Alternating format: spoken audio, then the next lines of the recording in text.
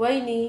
हा बोला ना. चेहरा काय वेगळा उतरलेला आहे तुमचा? काय नाही हो, आईची तब्येत बरी नाहीये. अरे बापरे. हा हो. मग आईला आणायचं ना इकडे. भावाकडे कधीपासून जाते, तुमच्याकडे आणायचं. 4 दिवस ठेवला तर आईला बरं वाटेल, जरा वेगळं चेंजेस होईल ना.